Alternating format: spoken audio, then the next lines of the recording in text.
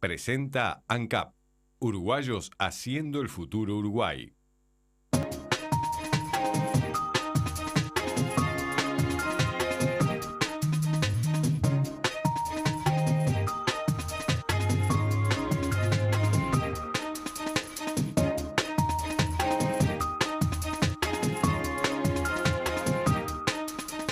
Amigos de todo el país, ¿qué tal? ¿Cómo están? Muy buenas noches y bienvenidos a la edición central de Info TNU. ¿Cómo te va, Andrea? ¿Qué tal? Buenas noches. Vamos a los principales títulos de la jornada.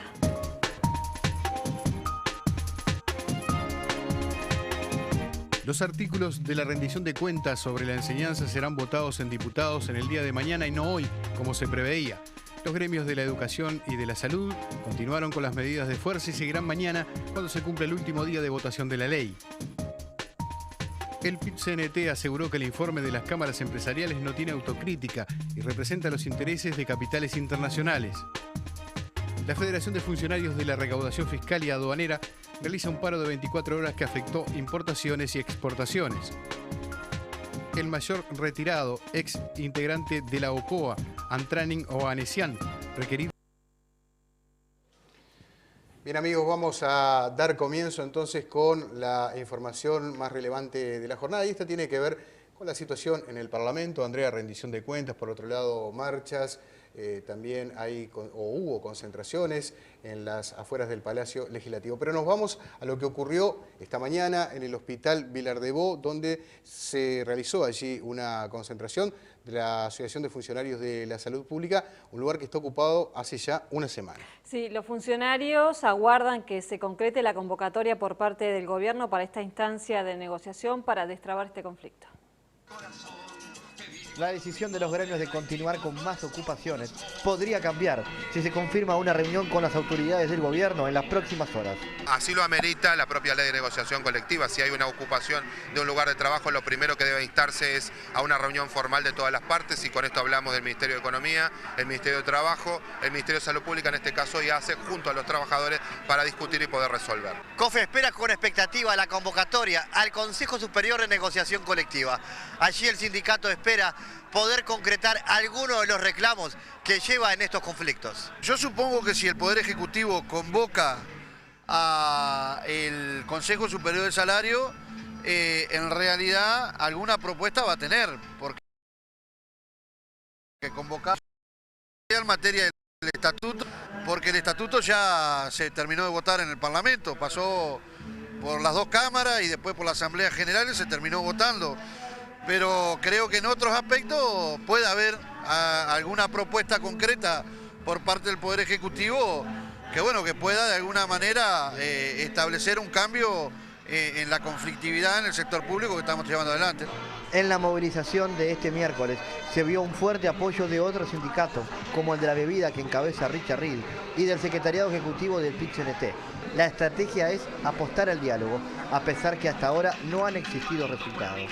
Reuniones se han tenido, lo que no hemos encontrado aún son fórmulas que contemplen a los trabajadores. En el caso de la educación se tuvo una reunión hasta con el presidente de la República. El problema es que no ha alcanzado una fórmula que contemple una solución a los trabajadores.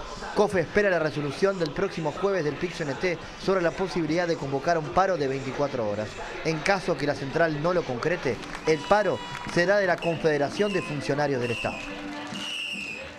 Por su parte, la ministra de Salud Pública dijo que a pesar de la ocupación que vienen realizando los trabajadores, la atención a los pacientes en el Hospital Vilar-de-Bo es absolutamente normal. Hace más de una semana que el Hospital Vilar-de-Bo está ocupado por los trabajadores. Sin embargo, esta situación conflictiva no ha generado mayores problemas en el Vilar-de-Bo, según señaló la ministra de Salud Pública, Susana Muniz. Los fiscalizadores del ministerio, que están yendo todos los días, no han constatado ninguna situación de irregularidad. Por el contrario, en realidad es una situación de normalidad en cuanto al control de la asistencia. La jerarca sostuvo que el ministerio está abierto a cualquier fórmula que se pueda alcanzar para destrabar la situación. Lo que plantea la Federación de Funcionarios de Salud Pública es un fideicomiso. Nosotros dijimos que, en primer lugar, ACE es un organismo del 220, por lo tanto, hoy para entrar en un fideicomiso requiere, ¿verdad?, una nueva ley. Pero nosotros estamos dispuestos, y ya así lo asumimos y así lo comunicamos, estamos dispuestos a discutir. La ministra de Salud dijo que no se utilizará la fuerza para desocupar el Vilar de Bo porque es un hospital que trata con pacientes psiquiátricos y porque hasta el momento el gremio viene cumpliendo con la atención de forma normal. La existencia de policlínicas en realidad es lo único que se ve afectado, pero ustedes saben que se recoordina e inclusive se transfiere a otros centros. Estamos dialogando y estamos negociando y sabemos y confiamos en la responsabilidad de los sindicatos de la salud, por lo tanto, en ese sentido no hay nada, no han habido ninguna instancia que a nosotros nos obligue a tomar otras medidas diferentes. Intensa la jornada hoy en el Parlamento. A las 10 de la mañana la Cámara de Diputados comenzó a discutir el articulado del proyecto de rendición de cuentas. El capítulo sobre educación será debatido mañana y no hoy como en principio estaba previsto. Si bien se esperaba para esta jornada la discusión de los artículos vinculados a la educación y por ello la presencia de docentes en las barras, el debate se llevará adelante este jueves. El diputado Aníbal Glodowski aseguró que el Partido Colorado votará todo aumento de recursos para la enseñanza, aunque aseguró que el problema está en cómo se gestionan los dineros. Gestión. No solamente alcanza con que todos los uruguayos pongamos toda esta cantidad de dinero en la enseñanza si no obtenemos resultados. Nadie contrata un servicio si no es para obtener un buen servicio a cambio de lo que paga. Los uruguayos pagamos, ponemos muchísimo dinero y los resultados son cada vez peores. En tanto, el representante del Frente Amplio, Carlos Gamú, reiteró que el aumento de 3% por sobre la inflación que se ofrece a maestros y profesores es el máximo esfuerzo posible. No escondemos, no hicimos populismo metiendo los mayores aumentos el último año. Realmente, si no podemos dar más, es porque francamente no podemos generar un riesgo de inflación que los perjudica a ellos enormemente. El debate de este miércoles tuvo su punto más polémico en la propuesta del Poder Ejecutivo que modifica la Ley de Acceso a la Información Pública. Desde la oposición se sumaron los cuestionamientos, asegurando que se trata de una iniciativa de carácter autoritario. Retasea la posibilidad de que los uruguayos puedan obtener toda la información que deseen de la administración pública. Nosotros en ese sentido no acompañamos al Poder Ejecutivo porque nuestra opción es por la transparencia. Desde el Frente Amplio se afirma que lo que se busca es proteger a las empresas públicas en competencia, particularmente Antel, en lo que refiere a sus estrategias de mercado. Como si nosotros supiéramos cuánto gasta Claro en contratar a algún futbolista, cuánto cobra Movistar. Nosotros vamos a seguir defendiendo las empresas públicas. Ese fue el tema más polémico de la tarde de hoy. Y pese a que no se trató el articulado referente al tema del presupuesto de la enseñanza, los gremios de la educación se concentraron hoy frente al Palacio Legislativo. Nosotros nunca cortamos el diálogo desde el mes de marzo, insistimos con la necesidad de entablar ese diálogo. Tarde llegó el mensaje del Ejecutivo al Parlamento previo pasar por la discusión y el diálogo con los sindicatos de la enseñanza. Entonces nosotros estamos dispuestos a dialogar en todo momento. Es más, es lo que reclamamos, el diálogo. Las clases mañana serán normales. El paro fue solo el día de hoy. Mañana a las 18 horas en la Asamblea veremos cuáles son otras medidas a tomar para la continuidad de la rendición de cuentas. Por su parte, los profesores de enseñanza secundaria de Montevideo mantienen el paro por tiempo indeterminado, a la espera, aseguran, de que las autoridades abran un espacio de negociación.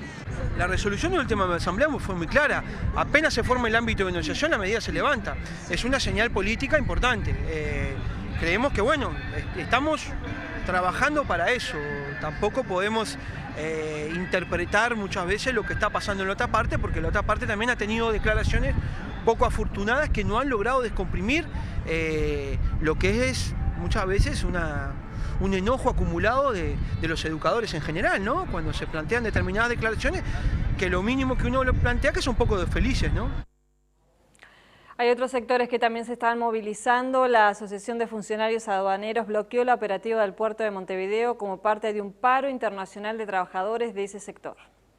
La Federación Recaudadora y Aduaneros del Mercosur, que la integran Uruguay, Brasil, Argentina y Paraguay, junto con Chile, Colombia, Ecuador y Bolivia, está realizando un paro en apoyo a los aduaneros de nuestro país. Si bien todas las aduanas tienen su problemática, pero fundamentalmente el de hoy es en apoyo al sindicato AFA, al sindicato de aduanas del Uruguay, por los reclamos y las denuncias que hemos venido realizando en lo que tiene que ver con la reestructura que este sindicato no apoya. Es más, que este sindicato le ha rechazado durante más de 2 años una reestructura que lesiona derechos, una reestructura que fue avalada con cerca de 600 firmas por los funcionarios en rechazo a la reestructura que se nos quiere imponer. Los funcionarios aduaneros rechazan el incremento de la carga horaria sin aumento salarial, la pérdida de controles en todas las entradas del país y la entrega total a privados, entre otros puntos. Aquí se están creando no 70, como hemos venido diciendo, sino 79 funciones en donde van a entrar a dedo, van a entrar por la ventana y se va a desconocer lo que es la carrera administrativa. Van a entrar ganando sueldos que van de 80 a 120 mil pesos. El vicepresidente de la República, Danilo Astori, celebró la decisión del exmandatario Tabaré Vázquez de aceptar ser candidato por el Frente Amplio para las elecciones nacionales de 2014. El senador frente amplista se mostró confiado que la fuerza política asumirá un tercer periodo de gobierno. El senador Astori señaló que la decisión de Tabaré Vázquez es una buena noticia no solo para el Frente Amplio, sino también para el país. Era una decisión que estábamos esperando, que estábamos deseando, como lo dijimos en varias oportunidades, porque estamos convencidos de que por muchas razones que están asociadas a su personalidad y a su experiencia política, le agrega ahora el hecho de haber sido presidente de la República, de conocer de primera mano el Estado uruguayo y todos sus ámbitos, de haber lidiado con situaciones muy difíciles como las que encontramos a comienzo de 2005. Así que por todos estos motivos creo que es una gran noticia para el Frente Amplio sin duda, pero lo más importante es que es una gran noticia para el país también. Danilo Astori coincidió con Vázquez sobre la importancia de promover múltiples candidaturas dentro de la fuerza política. Hay que abrirlas en su profundidad, en su rigurosidad y darle la posibilidad a todos los compañeros y las compañeras que deseen participar de esta contienda democrática. El vicepresidente de la República se mostró confiado en que el Frente Amplio ganará las elecciones presidenciales de 2014. Y va a iniciar un tercer periodo para el que tenemos que tener una propuesta muy bien articulada que a su vez va a ser diferente a las dos primeras, porque la realidad va cambiando. Astori dijo que conocida la resolución de Tabaré Vázquez sobre su candidatura, es necesario redoblar esfuerzos en temas de gobierno. Basta pensar en 3 temas que no son los únicos para darnos cuenta de la magnitud del esfuerzo. Estoy hablando de infraestructura en todos sus ámbitos, sus perfiles, transportes, comunicaciones, puertos, energía, educación y seguridad pública. El Poder Ejecutivo emitió un decreto por el cual se obliga a las mutualistas y centros de ACE a cobrar un solo ticket de medicamento para los tratamientos con antibióticos. La ministra de Salud Pública dijo que en breve se terminará de reglamentar este nuevo decreto. Ustedes saben que, por ejemplo, un tratamiento antibiótico que requiere 10 días de tratamiento, en realidad muchas veces era fraccionado y por lo tanto había 3 tickets diferentes. Nosotros pensamos que esa situación es de absoluta injusticia, pero además, primero, expone al paciente a mayores riesgos, al riesgo de no poder culminar su tratamiento y por lo tanto al aumento de la resistencia bacteriana. Es así que se trabajó justamente en que un solo ticket abarque por ejemplo, si lleva 10 días, los 10 días de tratamiento. ¿Cómo se va a reglamentar ahora? Sí, obviamente laboratorios y las mutualistas van a tener o cambian la presentación o dan las 3 presentaciones con un solo ticket. En otro orden, la ministra de Salud Pública participó junto a expertos de la región de un seminario sobre políticas antitabaco, donde expuso algunos de los avances que tuvo el país en esta materia. Bueno, Uruguay en realidad es uno de los países donde ustedes saben que se redujo muchísimo la prevalencia en el consumo del tabaco. Especialmente nos importa destacar la reducción de la prevalencia de la población adolescente de 12 a 17 años. En el año 2013 estaba en 30%. Para hacia el año 2012 la prevalencia del consumo de tabaco en esta población adolescente es de 13%. Hay 450 infartos menos de miocardio desde el año 2006 hasta la fecha en forma sostenida. En realidad estamos contentos con estas cifras y seguimos trabajando. Nos vamos a otros temas. El juez Marcos Seijas de Rivera sigue somisión al departamento a la policía técnica que elabore un identikit del hombre al que se le vio con la víctima en la puerta de su casa hace una semana. A raíz de la complejidad de este caso, se pedirá además a los peritos que elaboren un perfil psicológico del posible asesino basado en la escena del crimen. Este estudio interdisciplinario sirve para encontrar elementos que permitan contrastarlos con personas indagadas o para afinar la búsqueda de posibles sospechosos. La justicia procesó con prisión a un hombre que golpeó a su pareja, provocándole traumatismo facial. El hombre de 27 años fue procesado por el delito de lesiones personales especialmente agravadas. En lo que va del año ya son 24 las mujeres asesinadas por sus parejas en casos de violencia doméstica. Les recordamos que para denunciar estas situaciones está el teléfono 0800 41 41. La llamada es gratuita y confidencial. Fue detenido en Montevideo un ex militar que integró la OCOA y estaba requerido por la causa del Plan Cóndor abierta en Italia. El mayor retirado estaba viviendo en el barrio Buceo y se preparaba para abandonar el país al momento de ser capturado. Sobre Antranik Ohanessian, alias Oscar, el turco o el armenio, pesaba un pedido de captura desde Italia, donde la causa Cóndor investiga la desaparición de 25 ciudadanos de origen italiano durante las dictaduras del Cono Sur. Entre ellos están los casos de los uruguayos Gerardo Gatti, Bernardo Arnone, Juan Pablo Recaño y María Emilia Gatti, secuestrados en Buenos Aires en 1976 y recluidos en Automotores Orletti. La solicitud de captura fue derivada a Interpol hace unas semanas. Se creía que estaba en Argentina, pero las investigaciones determinaron que durante un tiempo trabajó en un establecimiento agropecuario en el interior de Uruguay. Cuando fue detenido estaba por viajar fuera del país. Según informa el diario La República, Ohanessian fue trasladado a la justicia, que dispuso su prisión en cárcel central. Ahora se aguarda la solicitud de extradición de la justicia italiana. El vicepresidente de la República, Danilo Astori, calificó como injusto el documento elaborado por las cámaras empresariales, donde se critica, entre otros aspectos, la situación económica. El jerarca aseguró que la economía del país es muy sólida. Astori criticó el documento elaborado por los empresarios. Luego de haber analizado el documento, quiero decir que es un documento que me parece muy injusto.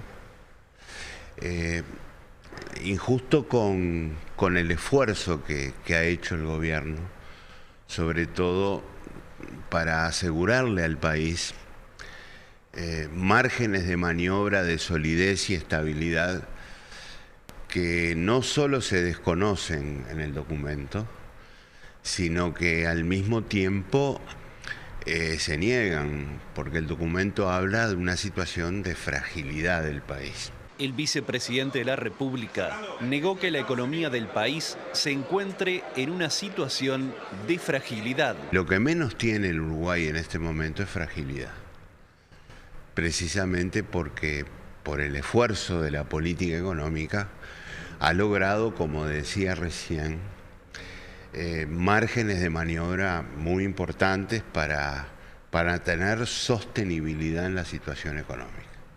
Cuidado, esto no significa que yo esté señalando que no hay que prestar atención a alguno de los temas planteados en el documento, como las presiones inflacionarias, por ejemplo, o la situación fiscal. Yo creo que hay que prestar atención a todo eso. pero la situación del país está muy lejos de ser frágil. Danilo Astori aseguró que el documento de las cámaras empresariales no presenta un aporte equilibrado ni justo. Es un documento que no reconoce, y si lo hace en una mínima expresión que no es equitativa, no reconoce el gran esfuerzo que ha hecho el gobierno, tanto en el periodo anterior como en este, para apoyar a sectores productivos que atravesaron por dificultades. Y la verdad es que el gobierno invirtió, porque esta es la palabra que hay que usar, un volumen de recursos importante en el apoyo a esos sectores. Entonces, por estas razones, creo que, reitero, hay que respetar las opiniones, hay que aprender de todas ellas, pero no considero que este documento represente un aporte equilibrado, equitativo, justo, con los esfuerzos que se han hecho hasta ahora. Para la Cámara de Industrias, una de las gremiales empresariales que firmó este documento, esta situación no corta el diálogo con los miembros del gobierno. Días atrás, las principales empresariales emitieron una carta con críticas a la conducción económica y al nivel de competitividad del país respecto a socios y competidores. Al ministro de Economía o al ministro de Trabajo o al propio gobierno no le gusta que le digan que tenemos problemas o que se lo digamos públicamente. Esto molestó a miembros del gobierno. Yo creo que eso nos desgasta, el diálogo sigue vigente, la prueba está que ayer conversamos más de 15 minutos con el ministro Lorenzo y aclaramos, como dije, varios puntos que para mí fue muy importante. El PIT-CNT también intervino en el diálogo mediático y sostuvo que les faltó autocrítica y representan a los intereses de capitales internacionales. Por supuesto que con el PIT-CNT tenemos coincidencias y a veces más diferencias que coincidencias. No estamos pensando en un tema específico de enfrentamiento ni de politización, como preguntaba su colega acá.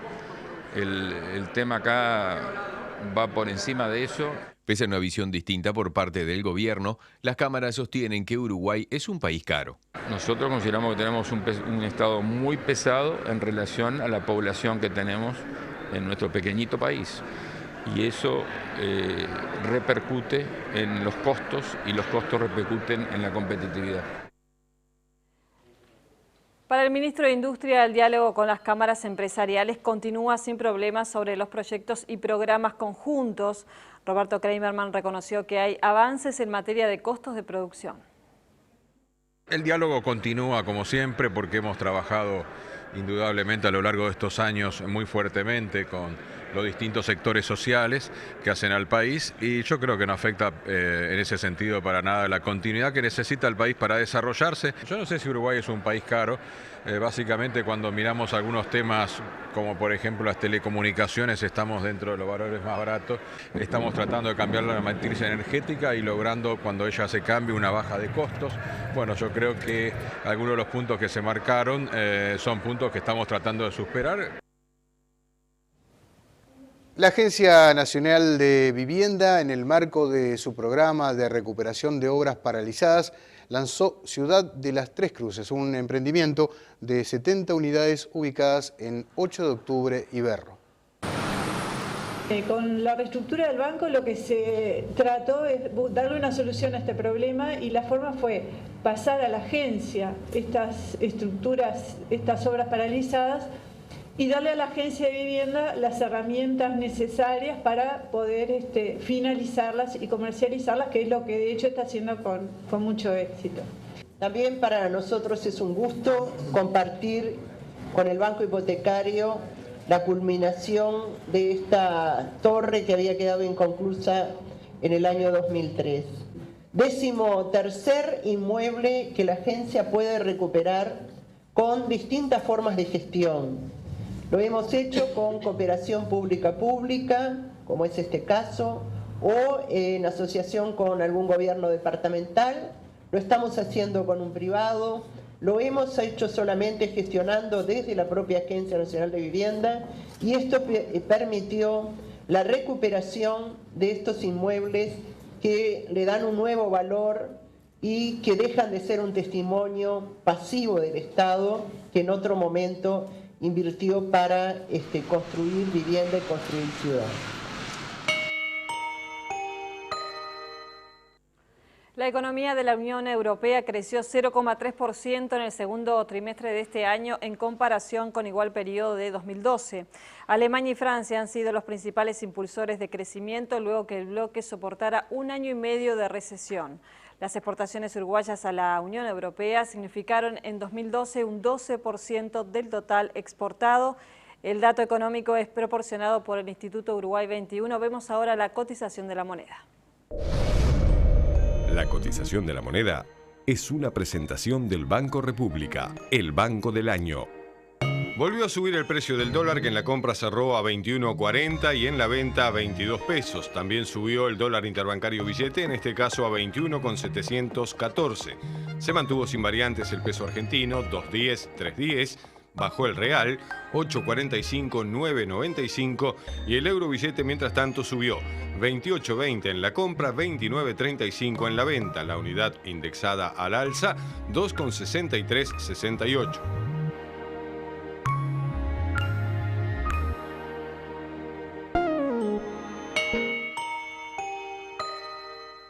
Este programa es presentado por Antel. Usa giros de bits que te permite enviar y recibir dinero estés donde estés.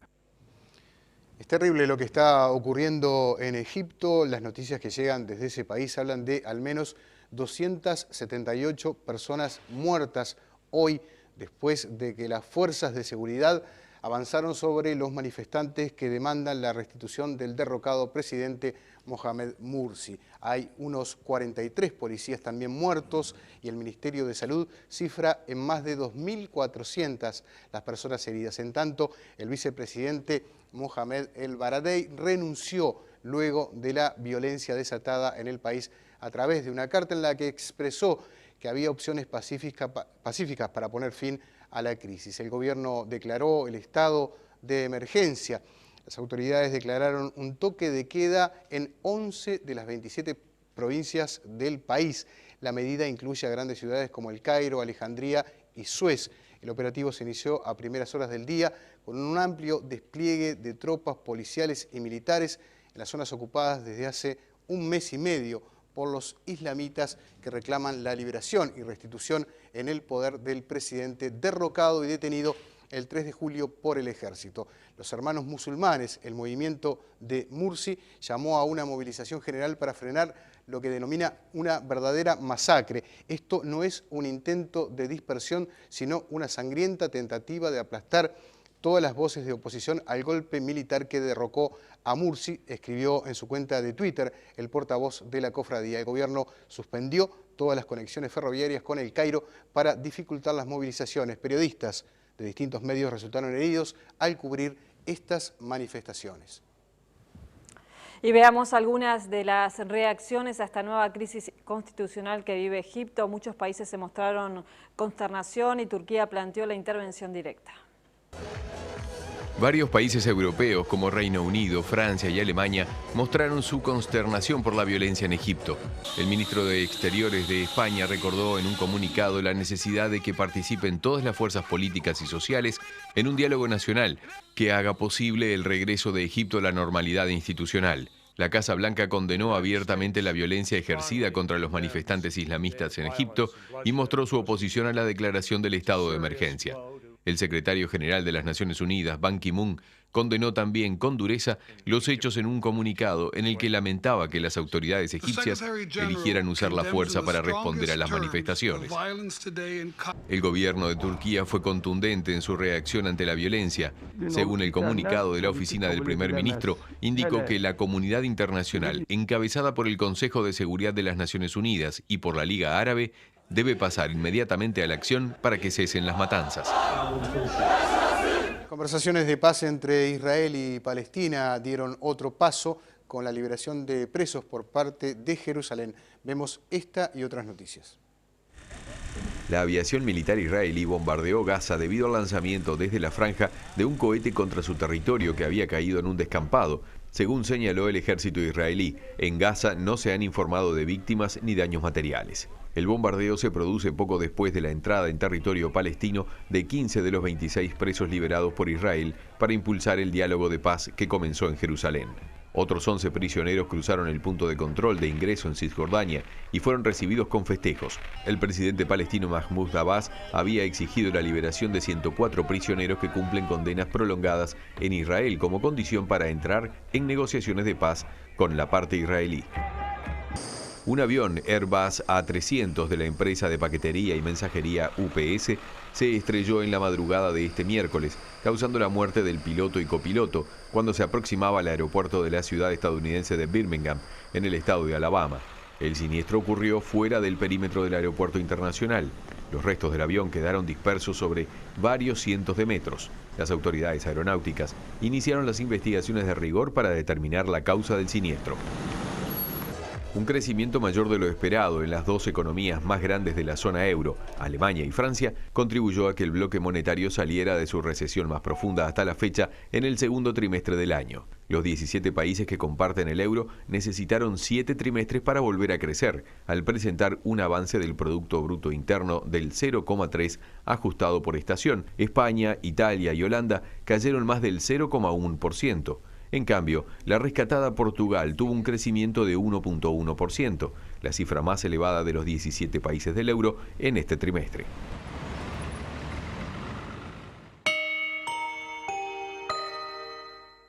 Buenas noches para todos. Bueno, después de un muy buen tiempo sin fútbol, hoy día de fecha FIFA, bombardeados de alguna manera, ¿no?, por partidos en todo el mundo que vamos a repasar a continuación. Primero con Uruguay.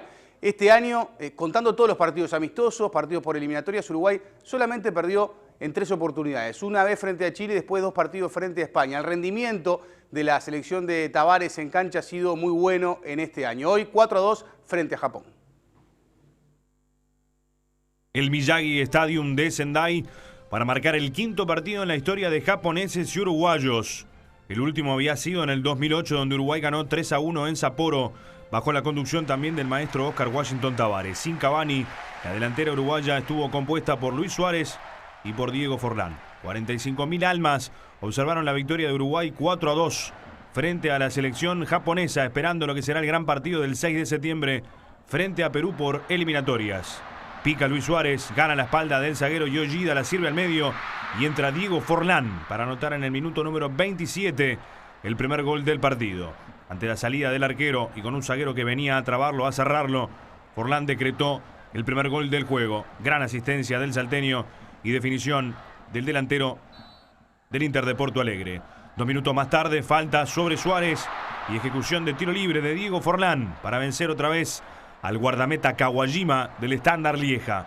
La pelota que entró contra el palo y Uruguay, que no había arrancado bien el partido porque Japón dominaba y jugaba mejor, en 2 minutos decretaba 2 goles. Forlán pasaba a tener 36 en el récord máximo de anotadores de la selección uruguaya. Jugada de Maximiliano Pereira, centro, Yoshida que resta mal, y a los 6 minutos del complemento, Luis Suárez, con un tremendo taponazo de derecha, decretaba el tercer gol para la celeste, hoy vestida de blanco. Aquí está la reiteración, en el manual del defensor está no sacar hacia el medio. Suárez lo aprovechó y marcó el 3-0. Era el gol número 36 también para Luis Suárez en 70 partidos jugados con la selección. Un promedio realmente infernal del delantero del Liverpool. Aquí se pegan, se tropiezan, se confunden Gargano y Muslera. Le queda la pelota servida al jugador del Manchester United, Shinji Kagawa, que colocaba el 3-1 parcial. La jugada de Suárez, la combinación con el cebolla Cristian Rodríguez, y presten atención a la parte inferior de la pantalla porque va a llegar Álvaro el Tata González para marcar el 4º gol celeste. En la barrera de los 12 y 13 minutos del segundo tiempo, Uruguay colocaba el 4-1 en un segundo tiempo que se hizo de ida y vuelta, donde prácticamente no se pagó peaje en la mitad de la cancha. El cruce de Cristian Rodríguez y la llegada del hombre de la Lazio para poner el 4-1. El último gol del partido, Keisuke Honda, ese gran jugador que tiene el CSK de Moscú, por una gran ejecución de tiro libre, por arriba de la barrera, inatajable para un Fernando Muslera que hizo un gran partido. 4-2, la victoria final de la celeste en Sendai, frente a Japón, un gran apronte para lo que será el partido del 6 de septiembre, el viernes 6 de septiembre frente a Perú en Lima, en una finalísima por la eliminatoria buscando el boleto a Brasil. Perú y Colombia, lo que se viene, jugar eliminatorias sudamericanas es muy diferente a todo, ¿no? En eso coinciden los futbolistas de Uruguay. Lo positivo, el rendimiento de algunos como Suárez, que están en momentos difíciles en cuanto al futuro, a saber qué va a pasar, la vuelta de Fuchile, el momento de Forlán, que está jugando en Brasil y que también recupera ese nivel futbolístico. Por ahí Uruguay llega a definir con Perú, más allá de que es difícil y que es de visitante, en uno de sus mejores momentos en los últimos años. Vamos a ver la victoria de Argentina frente a Italia. En Roma, homenaje al Papa, Argentina le ganó a Italia 2-1. Higuaín hace el primero, golazo del delantero del Napoli. El corte hacia el medio permite liberar el espacio, ir a contramano del tránsito. Sería una cosa así. Pelota al piso en el contragolpe y el famoso 3 dedos de Ever Banega, el futbolista del Valencia, salido de Boca, que ingresó en el segundo tiempo, derecho al palo, fuerte. Era el segundo tanto argentino. Lamela fue titular con Higuaín y con Palacio en ofensiva la selección de Sabella, sin Messi y sin Agüero para este partido. El descuento de la selección italiana de Cesare Prandelli es con esta armónica, técnica, elegante y fina definición de Lorenzo Insigne, ex compañero de Cavani, Gargano y Brito en el Napoli. Pasamos a Brasil, porque a donde vaya hay carnaval y cachengue, aunque no siempre garantiza fútbol. Brasil perdió frente a Suiza, la selección que dirige desde el 2008 el alemán Ottmar Hitzfeld. Entre las curiosidades del amistoso, una locura, una reacción de Neymar que quedó por la fecha FIFA. Dani Alves en contra, perdió Brasil frente a Suiza. Bueno, más fútbol, más acción, y los rivales de Uruguay, lo que se viene en eliminatoria, jugaron también en la fecha de hoy. Repasamos los partidos. La selección de Perú, próximo rival de Uruguay en las eliminatorias el 6 de septiembre, empató 0-0 con Corea del Sur. Colombia, la selección de Peckerman, le ganó 1-0 a Serbia. Después del despeje que quedó a medio camino, el gol lo hizo Freddy Guarín, el futbolista del Inter. Goleada de Chile 6-0 frente a Irak. Hablando de goles para los rankings, mirá este. Eugenio Mena, el futbolista del Santos de Brasil, hizo un golazo. Después Alexis Sánchez, ¿no? Actúa con soltura en el área y define. Uno más del número 10 de Sánchez, el 3-0 para el jugador de Barcelona. 2 goles de Jean Andrés Bosellur, que juega en el Wigan de Inglaterra. Y el último lo anotó Ángelo Enríquez, el futbolista del United. Terminamos con el empate entre Alemania y Paraguay 3-3 en Kaiserslautern. Era el partido número 100 de Justo Villar, el arquero que parece un pibe. Mirá cómo mete los puños, mirá cómo achica Justo Villar. José Núñez, el de Osasuna, pone el 1-0. Se viene el balazo de Pitoni, el mediocampista del Olimpia, el 2-0. La selección es dirigida por Víctor Genes, el DT de la Sub-20 que reemplazó a Peluso. Gundogan, el 1-2, y Kai Gundogan, el futbolista del Dortmund. Queda muy solo Tomás Müller, que empata el partido. Va a aparecer ahora Miguel Ángel Zamudio, que pone las cosas 3-2. Y Alemania intentaba por abajo, las cosas no salían con el toque corto. Aparece Bender. El empate 3-3 entonces para la selección de Joaquín Low. De visitante en Guayaquil, España le ganó a Ecuador. Vamos a ver entonces el triunfo. Un golazo de taquito de Negredo, espectacular. El futbolista de Manchester City, que fue el primero de la selección de Vicente del Bosque de España. El 2-0 jugó de celeste. Y Cazorla, el futbolista del Arsenal. Entonces el 2-0 para España frente a Ecuador. Uno de los partidos que terminó más tarde, que se jugó hasta hace muy poquito nada más. Y vamos a hablar de, mirá lo que fue este gol también, de la Sub-15 uruguaya. Está jugando la selección que dirige Alejandro Garay en México, un torneo amistoso. Iba perdiendo 3-0, remontó el partido, se puso 3-3 y terminó ganando en los penales y se metió en la semifinal.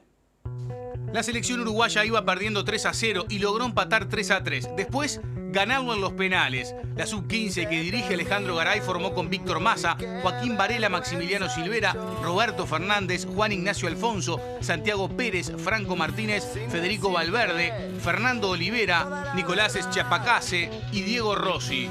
Uruguay se enfrentará a Estados Unidos en semifinales. El partido será el próximo viernes. Bueno, un partido atrasado del fútbol argentino. Boca perdió con Newell's.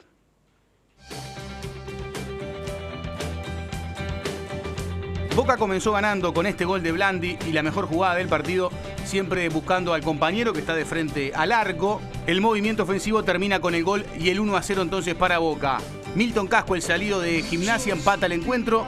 La clave en esa situación fue el cambio de frente en ataque, provocar la caída. la buena ubicación de Casco, que ganó ese segundo al lateral. Vamos a ver ahora el momento en donde el Cata, Daniel Díaz, imita a los mejores tiradores del mundo. Había convertido ya uno frente a Belgrano y ponía la ventaja para Boca, en donde fue titular Ribaí Rodríguez.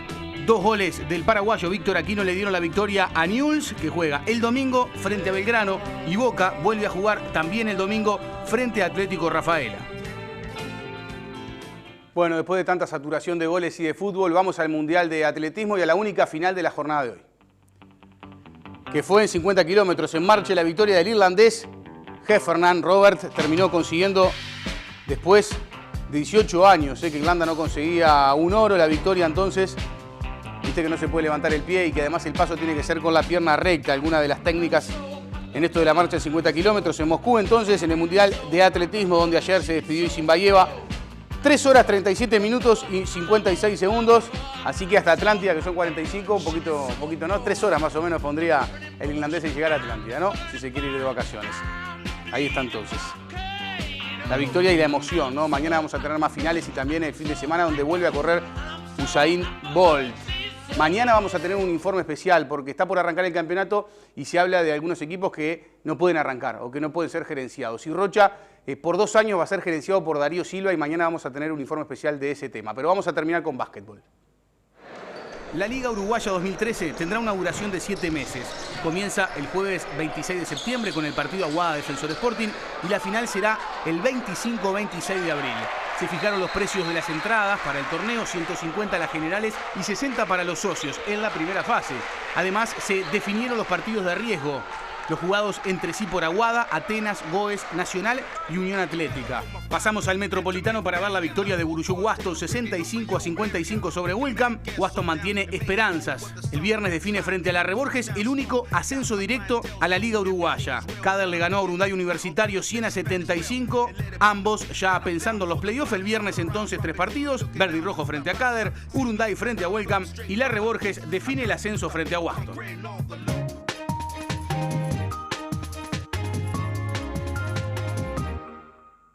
El ministro de Economía y Finanzas, Fernando Lorenzo, calificó de político el contenido de un documento empresarial que cuestiona la marcha de la economía. En el escrito firmado por las cámaras de Industrias, Comercio, Mercantil, Asociación y Federación Rural, se critica al gobierno por la pérdida de competitividad de las empresas y por la marcha de la economía. Lorenzo explicó que en estos últimos años se multiplicó el apoyo para el desarrollo productivo del país, sobre todo para atender situaciones delicadas de sectores en dificultades. Los tiempos en que se retiraban los apoyos productivos eran los de ajustes fiscales, ellos sí verdaderamente frágiles, agregó el ministro. El documento empresarial destaca que el gasto público es uno de los factores que incide en el tipo de cambio y asegura que el atraso cambiario se ubica en el 20%.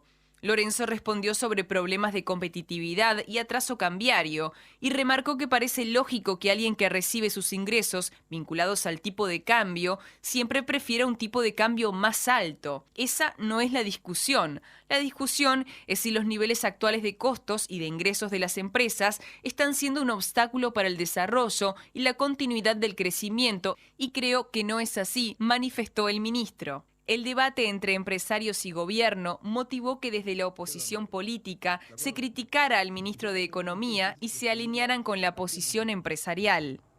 ¿Sí? Y ya le damos las buenas noches al historiador Gerardo Caetano.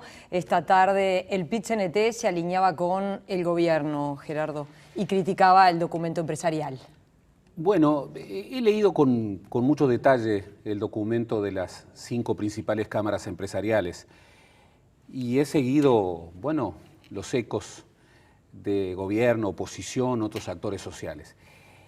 Creo en verdad que el documento de las cámaras empresariales es en buena medida un documento fallido. ¿Por qué? Es un documento sin matices. Es un documento que de alguna manera sobredesarrolla un indicador, que es el indicador de competitividad de una institución. Es un documento que recoge elementos que son de recibo y que incluso tiene que ver con diagnósticos que el propio gobierno ha hecho. ¿Quién no señala el tema del desfasaje logístico, del tema de la infraestructura? ¿Quién nos señala los problemas de gestión en la educación? ¿Quién nos señala un cierto desbalance entre la inversión pública en educación y la eficiencia de ese gasto? Sin embargo, el tono general del documento es un tono que exagera las críticas y que de alguna manera no incorpora ciertos elementos. Es como un documento, uno tiene la sensación de un documento crudo, un documento al que le faltó elaboración política, un documento hecho tal vez por técnicos que no fue suficientemente discutido por la dirigencia empresarial que ha tenido que salir. Lo hemos visto a Javier Carrau, por ejemplo, presidente de la Cámara de Industrias, ha tenido que salir a explicar el documento. Cuando un documento, que además firman 5 cámaras que refieren a situaciones muy distintas, en estos 10 años, una ha sido la situación de los industriales y muy otra ha sido la situación del agro, de los productores rurales, y muy otra ha sido la situación del alto comercio. Entonces es un documento tan contundente, tan crítico hacia el gobierno, que por otra parte ascribe a un actor tan relevante como el actor empresarial prácticamente en todas las posiciones con las posturas llevadas adelante por la oposición, y que logra algo casi milagroso, que en materia económica, que en materia de política económica, frente a este documento empresarial, todo el gobierno se haya alineado en una postura fuertemente crítica, en donde incluso, bueno, el equipo económico, particularmente el ministro de Economía, rechazó el documento con un sentido de crítica furiosa, tal vez exagerada, pero muy dura. Es un documento que en realidad uno se pone a pensar, no logra los objetivos que quiso el documento. El documento obviamente se realiza en un momento muy especial, está la última ronda de negociación salarial de esta administración, la campaña electoral está planteada, pero deja... Las cámaras en este documento piden mayor flexibilidad a la hora de negociar los incrementos salariales. Ciertamente, pero... El ministro de Trabajo salió muy duro también criticando a las cámaras. Claro, porque hay referencias muy directas a la política laboral. Y allí, bueno, el documento da la impresión, yo no sé, hay un punto, yo no sé si todos los empresarios participan de este documento. He hablado con algunos empresarios, algunos de ellos participantes de las cámaras, otros no. Esta es una realidad. No todos los empresarios, hay ciertas cámaras que tienen problemas de representatividad en sus diferentes sectores. Hay muchos empresarios que no deben sentirse representados por este documento. Este documento parece representar mucho más, por ejemplo, a los sectores más duros del empresariado, por ejemplo, a la Cámara Nacional de Comercio, y bastante menos a sectores, por ejemplo, de la Cámara de Industrias. Incluso cuando uno hace el balance de estos 10 años, en el sector empresarial no todos han ganado de la misma manera. Efectivamente, ha habido sectores que han tenido problemas. Pero plantear, por ejemplo, palabras tan duras como riesgo y referir allí el tema del ajuste. El gobierno ha tenido debates adentro respecto a las exoneraciones fiscales que se hacen a sectores empresariales que son muy importantes. Debemos recordar que en estos años, bueno, ha sido un tema de debate dentro del gobierno la entidad de ciertas exoneraciones fiscales. Bueno, cuando... La población en general podría decir que en realidad las transferencias al empresariado es muy importante y que eso hace que el Estado sea pesado, como hace un rato lo escuchábamos a Carrau. Esos son los matices que faltan. Se habla del gasto público, se habla del déficit fiscal. Y bueno, y el gobierno tiene, digamos, tiene la posibilidad de decir, bueno, pero en el gasto público está también la renuncia fiscal a cobrar ciertas tributaciones que han sido estímulos e incentivos muy importantes para sectores que justamente se han beneficiado muy fuertemente de esto. Entonces me parece que es un documento al que le falta elaboración política, es un documento que en algún sentido genera un producto no deseado. El gobierno se atrinchera en una posición fuertemente crítica, hay una polarización muy dura y al mismo tiempo la oposición alineada con el documento y el gobierno alineado con la crítica al documento. Uno diría, seguramente no es lo que los empresarios buscaron con este documento. Por eso creo realmente que es un documento fallido y creo que está expresando algunos problemas de la propia interna de las cámaras empresariales. Gerardo, te cambio de tema. Mañana asume un nuevo presidente en Paraguay, el presidente Cartes. Allí va a estar el presidente de la República. También está anunciada la presencia de la mandataria argentina, Cristina Fernández, y también la brasileña Dilma Rousseff. Mañana asume el nuevo presidente paraguayo, pero mañana también cesa la suspensión de Paraguay como Estado pleno, como miembro pleno, como Estado parte del Mercosur y como Estado parte de la UNASUR. Esto es un tema muy importante. ¿Por qué? Porque es impensable Mercosur sin Paraguay. Es impensable Paraguay como un enclave aislado en medio del continente.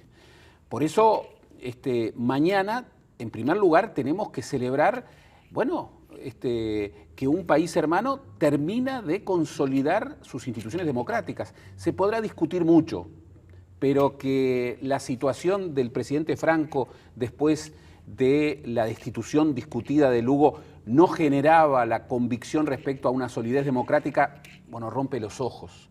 Se podrá discutir si estuvo bien la suspensión de Paraguay y su asociación con el ingreso en ese momento de Venezuela.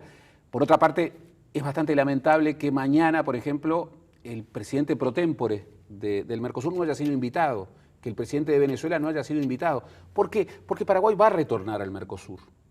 Paraguay va a retornar a la UNASUR. El tema es cómo facilitar, y allí Uruguay tiene un rol muy importante, cómo facilitar en clave diplomática ese retorno. Y creo que la no invitación al presidente venezolano no ayuda en esa dirección. De todas maneras, me parece muy importante la comparecencia en Asunción de los tres presidentes, de los restantes presidentes del Mercosur.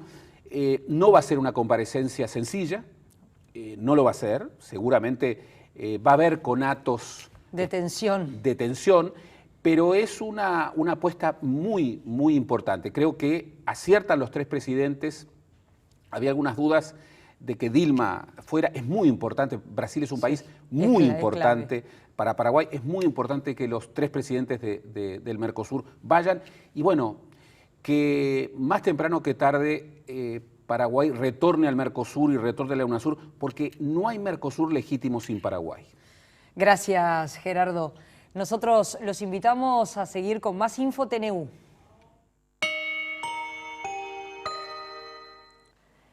El próximo sábado se presentará una serie audiovisual creada por adolescentes de la ciudad de Castillos que son alumnos de teatro y usuarios de la usina cultural de la ciudad. Me levanto a la mañana y mi día será igual. Mi mamá anda a los gritos y papá trabaja. El próximo sábado en Castillos, Rocha, tendrá lugar el lanzamiento de la serie televisiva Alguien. Se trata de una producción original creada por los adolescentes del taller de teatro del Complejo Cultural 2 de Mayo con la colaboración técnica de la Usina Cultural de Castillos. El grupo viene trabajando en la serie desde comienzos de 2013. Cuenta con 9 capítulos de 15 minutos cada uno y representa la vida cotidiana de los adolescentes de una pequeña ciudad del interior que tienen el sueño de triunfar y ser ese alguien del que habla el título. No me importa lo que digan, critiquen, yo estoy en paz. Las escenas están filmadas en espacios de toda la ciudad y, según cuentan los creadores, el proyecto busca mostrar que el arte puede servir como modo de escape a los problemas que enfrentan los jóvenes, además de reflejar cómo viven y el impacto que tienen en su cotidianidad las redes sociales.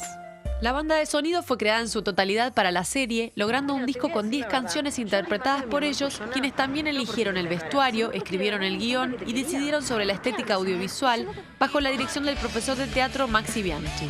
El primer capítulo se presentará este sábado 19 de agosto a las 21 horas en el Complejo Cultural 2 de Mayo de la ciudad de Castillos con sus jóvenes creadores presentes.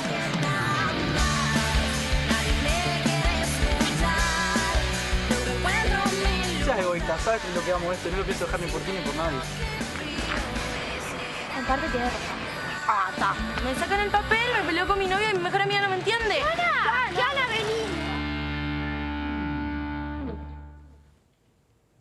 Se registraron incidentes entre la policía y algunos manifestantes que participaban en una marcha con motivo del Día de los Mártires Estudiantiles y en el marco del conflicto por la rendición de cuentas. La movilización fue convocada por el gremio de docentes de la Universidad de la República y recorrió desde la explanada de la Facultad de Derecho, donde se concentraron, hacia el Palacio Legislativo, pasando por el Ministerio de Economía.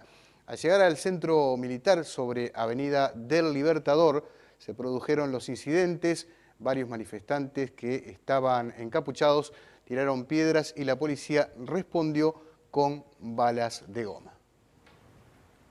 Vemos ahora el pronóstico del tiempo de Nubel Cisneros.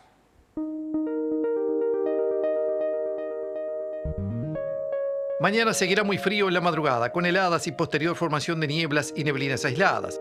En la tarde, los vientos del sector norte generan progresivo ascenso de temperatura, con máximas que se ubicarán entre los 16 y 18 grados con cielo despejado. La noche se presentará muy fría, libre de nubosidad, previéndose nuevamente heladas en la madrugada. El viernes seguirá muy frío en la madrugada con heladas y posterior formación de nieblas y neblinas aisladas. En la tarde las temperaturas se elevan gradualmente hasta llegar a los 19 grados de máxima, previéndose pasaje de nubosidad hacia la noche por la zona costera, con posterior rotación de vientos al sector oeste, generando descenso de temperatura. La noche se presentará muy fría con cielo despejado. En capital y zona metropolitana se espera una mañana muy fría con neblinas aisladas. En la tarde continúa el tiempo estable, fresco, habrá buena presencia de sol. En la noche nuevamente se prevé marcado descenso de temperatura. En los días venideros seguirá el tiempo estable, con madrugadas muy frías con heladas y neblinas aisladas. En la tarde las temperaturas seguirán en gradual ascenso, habrá buena presencia de sol.